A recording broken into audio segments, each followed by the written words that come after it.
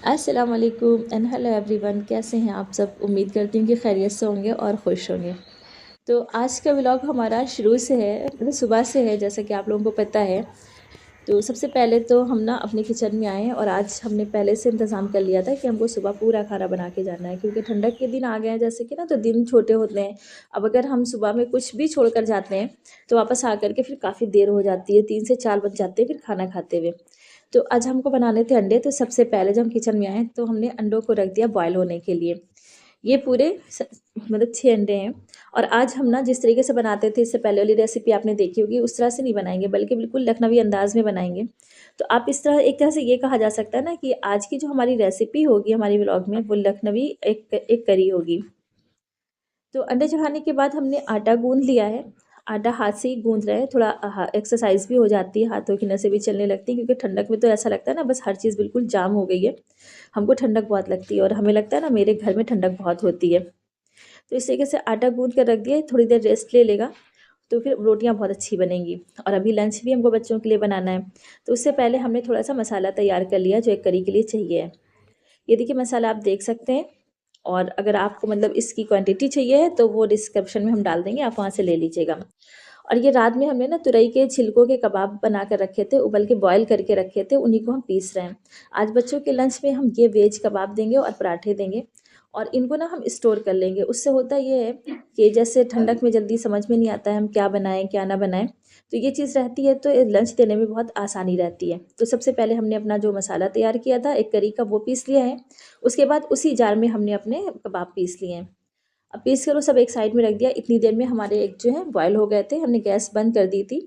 तो अब इसको एक साइड में कर देंगे और सबसे पहले लंच तैयार करेंगे, वरना फिर देर हो जाएगी। क्योंकि आज की जो हमारी रूटीन है या हमारा व्लॉग है, वो यही है कि सुबह हम जल्दी काम कैसे करते हैं, कि जैसे कि हमें स्कूल भी जाना होता है, घर के भी काम करने होते हैं और बाहर के भी काम करने होते हैं थोड़े बहुत, तो कैसे करते हैं। तो इसी तरीके से हम करते हैं ना कि हर तरफ अपना काम फैला कर करते हैं। बिल्कुल किसी रूल से नहीं करते हैं कि नहीं हम खाना बना रहे हैं तो पहले खाना बनाएंगे। नहीं, खाने का इंतज़ाम थोड़ा सा कर लिया, फिर उसके बाद लंच बनाने लगे कि कहीं उन लोगों को देर ना हो जाए। तो इस तरीके से जब हम लंच बनाने खड़े होंगे ना, तो हमें आधा इंतज़ाम किया हुआ मिलेगा। और बहुत सारा इंतज़ाम अगर हमें टाइम होता है ना तो रात में कर लेते हैं। और अगर तबीयत वगैरह नहीं ठीक है तो फिर कोई बात नहीं, सब सुबह ही करते हैं। क्योंकि रात दिन भर काम करके शाम में भी बहुत थक जाते हैं ना, तो कभी कभी शाम में इंतज़ाम करने का मन नहीं करता है। तो यहाँ पर बना रहे हैं हम पराठे लंच के लिए लोगों के। तो 2 लंच के हैं इन लोगों के, मुस्कान वगैरह के, और एक जो है आमिर का है, जो वो खुद खाकर जाएंगे, लंच लेकर नहीं जाएंगे। तो यहाँ पर अब हम बनाने लगे हैं पराठे। और पराठे भी क्या कैसे बनाते हैं, सब साथ में बनाते रहते हैं, जल्दी जल्दी कुछ चीज़ें बेल कर रख लेते हैं, कुछ बना कर रख लेते हैं। जितनी देर में हमारा तवा मतलब गर्म हो रहा था ना, उतनी देर में हमने इसके पराठे के पेड़े बना कर रख लिए, क्योंकि उसमें ही टाइम ज़्यादा लगता है कि तेल लगाओ फिर उसको फोल्ड करो। तो जब फोल्ड करके रख लिया तो अब बेलना आसान हो गया। जब तक हमारा इधर सिक रहा है पराठा, उधर हमने दूसरा पराठा अपना बेल लिया है। हाथों को बड़ी स्पीड में चलाते हैं। अगर हम बहुत इत्मीनान से काम करें ना तो फिर काम ही करते रह जाएंगे। जैसे लोग कहते हैं ना कि आप कैसे इतना काम कर लेती हैं, स्कूल भी जाना है आपको, घर का भी काम करना है। और अगर जैसे सिलाई वगैरह होती है बच्चों की, तो लोगों को भी मेरे ही हाथ की सिलाई पसंद आती है। तो आप ही सिलिए, अम्मी टेलर का सिला नहीं पहनेंगे। तो सब सारे काम करते हैं, तो इसी तरीके से मैनेज करते हैं हम। अब देखिए, जब तक हमने दूसरा पराठा डाला है, एक पराठा और बेल कर रख लिया था, और जो पराठे हमारे सिक रहे हैं तो शायद हाथ के हाथ ही हम उसको फोल्ड करते जा रहे हैं बटर पेपर में। इस तरीके से बस एक किनारे रखेंगे और रखने के बाद सीधे टिफ़िन में रख देंगे, तो हमें ज़्यादा टीम झाम नहीं करना पड़ेगा। अब ये देखिए इस तरीके से इधर डाल दिया। अब इसको फ़ोल्ड कर लेंगे और अपनी शीट हम तय कर लेंगे, क्योंकि अब इसी पर अभी हमको रोटियाँ भी बनानी होंगी।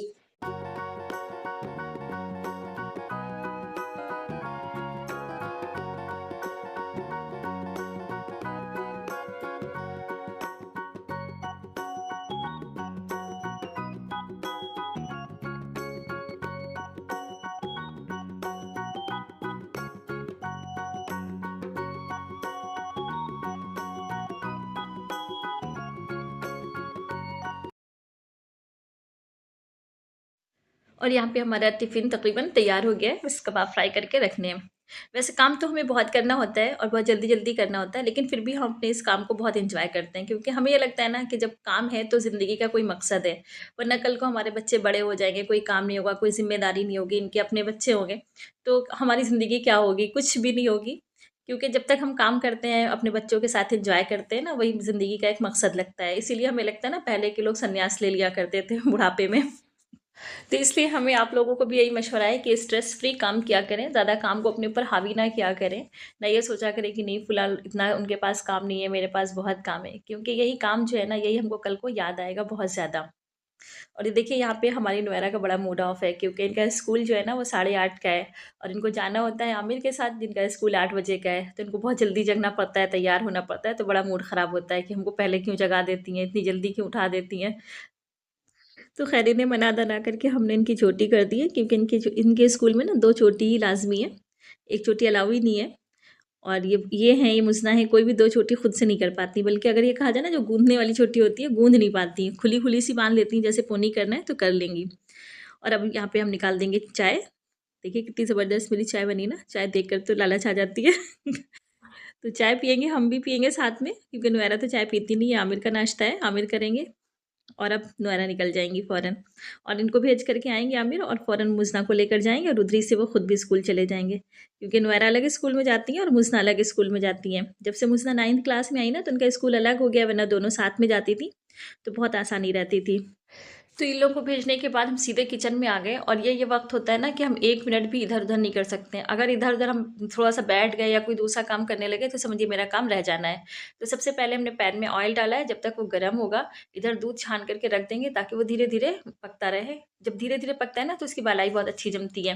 जैसे आमतौर पर लोग ये कहते हैं ना, मेरे यहाँ दूध में बालाई नहीं जमती है, कुछ कहते हैं नहीं मेरा दूध खराब होता है। तो दूध तो खैर खराब होता है बहुत सी जगहों का, लेकिन मेरे यहाँ दूध बहुत अच्छा होता है, बिल्कुल प्योर दूध देते हैं ये लोग। तो बिल्कुल धीमी आँच पे जब हम पकाते हैं ना, तो बहुत मोटी सी बालाई पड़ती है, बिल्कुल एकदम रोटी की तरीके से। और जब बालाई अच्छी पड़ती है ना, तो उससे घी और मक्खन बहुत अच्छा निकलता है, और दूध भी बहता नहीं है। कि वरना दूध का तो मामला ये है कि ज़रा सा भी इधर उधर हो तो फ़ौरन दूध बह जाता है, इधर हटे नहीं कि उधर दूध निकला नहीं। इस वजह से हम बस यहीं पर खड़े रहते हैं, जिस वक्त काम कर रहे होते हैं उसी वक्त दूध गर्म करते हैं। तो ख़ैर इन सारे कामों के बीच में हमारा तेल गरम हो गया, और अंडे हमने अपने छील लिए थे, तो इनमें थोड़ा सा हल्का सा छेद कर देंगे फोक की मदद से, ताकि इसके अंदर गैस बन करके फटे ना। वरना आमतौर से ऐसा होता है ना, जब इनको फ्राई करने लगो तो बहुत तेज़ फटते हैं, तो मुँह वगैरह जल जाता है। मेरी जो सास थी ना, वो तो हमेशा ढक करके इसको फ्राई करवाती थी, कहती थी अगर अगर ये फट गया ना, तो तुम्हारे अब्बा को हम क्या जवाब देंगे। हालांकि हम कहते थे ऐसा कुछ नहीं होगा, लेकिन फिर भी बहुत एहतियात करती थी। वो कहती थी बगैर ढक्कन के तो इसको फ्राई करना ही नहीं है, बस ढक्कन लगा लगा के फ्राई करवाती। ये देखिए, ये मेरा अंडा जो है वो कहीं भागने की कोशिश कर रहा है, पकने का इरादा नहीं है उसका।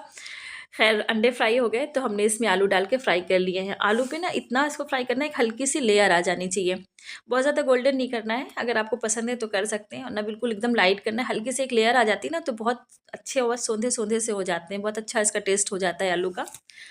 फिर इसके बाद अब हम इसमें थोड़ी सी मेथी डालेंगे, और मेथी जब क्रैकल हो जाएगी ना, तो जो हमने मसाला पीसा था उसको डाल देंगे। बस हाँ, यहाँ मसाला ना ढक कर डालिएगा, ना जब छींटे उड़ेंगी तो आपके हाथ वगैरह जल जाएंगे। फिर इसमें हम डाल देंगे मिर्च, धनिया और हल्दी, और इसको अच्छी तरीके से भून लेंगे। थोड़ा सा पानी डाल करके भूनेंगे, क्योंकि वैसे तो मेरे मसाले में पानी रहता है, लेकिन फिर भी थोड़ा सा डाल देते हैं पानी, ताकि जलने ना पाए। और इसी जगह पे हम नमक भी डाल देंगे। और ये देखिए मसाला हमारा भुन गया, तो बस इसमें आलू डालेंगे और 2-4 हाथ चलाएंगे, ताकि अच्छी तरीके से इसमें मिक्स हो जाए और थोड़ा अच्छा टेस्ट आ जाए। और फिर इसमें पानी डाल करके इसको ढक देंगे। अब पानी आपको अपनी मर्ज़ी के मुताबिक डालना है, जितना आपको सालन रखना है। हमने तो इतना पानी डाला है कि जो आलू है ना, वो बिल्कुल डूब गया इसमें, और इसको ढक दिया जब तक ये पकेंगे। इधर हमने धनिया कट कर लिए। तो धनिया कट करने में ज़्यादा टाइम तो लगना नहीं है, ज़्यादा से ज़्यादा आधा मिनट या 1 मिनट।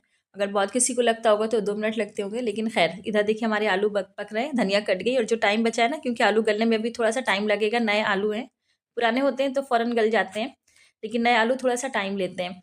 तो जब तक वो गल रहे हैं, इधर हम जो बर्तन हमारे नाश्ते के थे खाली हुए थे, वो धो लेंगे। तो इस तरीके से हमारा सिंक भी साफ़ रहेगा और पूरा एरिया साफ़ रहेगा, वरना पूरा किचन फैला रहता है तो बड़ी उलझन सी लगती है। जब अंदर कदम रखो ना, तो कुछ काम करने का मन नहीं करता है। और किचन जब बिल्कुल साफ़ सुथरा होता है ना, तो खुद ब खुद वहाँ पे काम करने का दिल करता है, किचन के अंदर आने का दिल करता है। मेरे साथ तो ऐसा ही होता है, आपके साथ कैसा होता है कमेंट बॉक्स में ज़रूर बताइएगा। आपको गंदा किचन अच्छा लगता है या साफ़ सुथरा? तो यहाँ पे देखिए हमने जल्दी जल्दी अपने सारे बर्तन धो लिए हैं। तो बर्तन यहाँ तकरीबन मेरे धुल गए। बर्तन धुलने के बाद ना हम सिंक भी साफ़ कर देंगे, बिल्कुल अच्छे तरीके से कांथे से रगड़ के धो देते हैं। उससे सिंक जो होता है ना, चमकने लगता है। अगर सिंक ऐसे ही छोड़ दो तो बहुत गंदा लगता है, और थोड़े दिन के बाद बहुत पुराना पुराना सा लगने लगता है। इसलिए हम जब भी बर्तन धोते हैं तो सिंक ज़रूर धो देते हैं, इस तरीके से उसकी शाइन बनी रहती है। तो बर्तन धोने के बाद अब हम आ गए अपने सालन की तरफ, देख रहे हैं आलू गल गए या नहीं। तो एक बार आलू को चेक कर लेंगे। आलू गल गए अगर होंगे तो फिर इसमें अंडे डाल देंगे, और अगर नहीं गले हैं तो फिर कोई बात नहीं, थोड़ी देर के लिए और ढक देंगे। तो आलू यहाँ पर हमारे गल तो गए थे, लेकिन थोड़ा सा और बाकी थे, तो हमने साइड पे रख दिया इसको, ताकि 1 मिनट तक और पक जाएँ तो अच्छे से गल जाएंगे ये। तब तक कि हम अपने कबाब का जो आमेज़ा था ना, वो एक टिफ़िन में डाल के ढक्कन लगा कर रख देंगे। वैसे तो हम इसे कबाब के शेप में ही रखते हैं, ताकि जब इसमें बर्फ़ जम जाए तो तलने में आसानी रहे, क्योंकि अगर ये बिल्कुल बर्फ़ जम जाती है ना, तो फिर बाद में बहुत परेशानी होती है। लेकिन इस वक्त बिल्कुल टाइम नहीं मेरे पास, तो अभी हम ऐसे ही इसको फ्रिज में रख देंगे। फिर जब दोपहर में आएंगे तो इसे कबाब का शेप दे लेंगे। और ये देखिए, इधर उसको रखने के बाद हमने रोटी का इंतज़ाम किया और अंडे इसमें डाल दिए, क्योंकि अब आलू तकरीबन हो गए हैं, और इसको धीमी आंच पे 1 से 2 मिनट तक पका लेंगे। फिर इस गैस ऑफ कर देंगे, और इधर हम तब तक रोटी का इंतज़ाम कर रहे हैं। अब रोटियां बना लेंगे। रोटी वैसे हमें ज़्यादा नहीं बनानी होती है इस वक्त, क्योंकि यासिर और इनके अब्बू तो है नहीं, सिर्फ आमिर खाते हैं 2 रोटी, और 1 हम खाते हैं, और 1 में मुजदान वगैरह खा लेती हैं। 2 हमारी लंच की, तकरीबन 6 रोटी बनाते हैं, या कभी 7 बना लिया तो बना लिया। तो बस रोटियां बनाएंगे, और इसके बाद समझिए मेरा काम तकरीबन पूरा हो गया।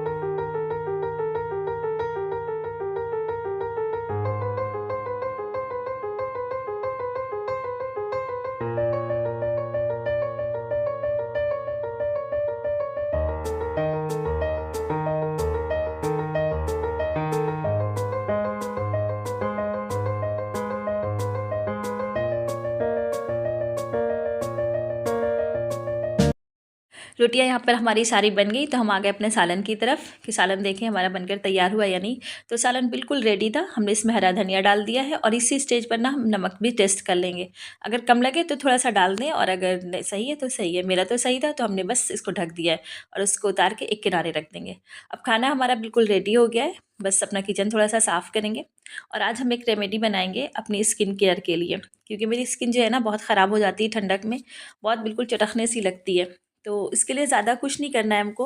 बस ये सब किनारे करने के बाद थोड़ा सा कच्चा दूध लेंगे। जब हमने दूध उबलने के लिए रखा था तो थोड़ा सा निकाल लिया था, तकरीबन 2 चम्मच होगा। इसमें आधा चम्मच चावल का आटा डालेंगे, एक चुटकी भर जो है धनिया नहीं, सॉरी हल्दी डालेंगे। डाल करके मिक्स करेंगे और अपने फेस पे अप्लाई कर लेंगे। और जब ये सूख जाएगा ना, तो इसको हल्के हाथों से रगड़ करके धो देंगे, और फिर तैयारी करेंगे और स्कूल के लिए निकल लेंगे। तो फिर आज के लिए बस इतना ही। अगर आपको पसंद आया है तो प्लीज़ लाइक करें, शेयर करें, और अगर चैनल पर नए हैं तो सब्सक्राइब ज़रूर कर लें। अब मिलते हैं नेक्स्ट वीडियो के साथ, तब तक के लिए अल्लाह हाफिज़।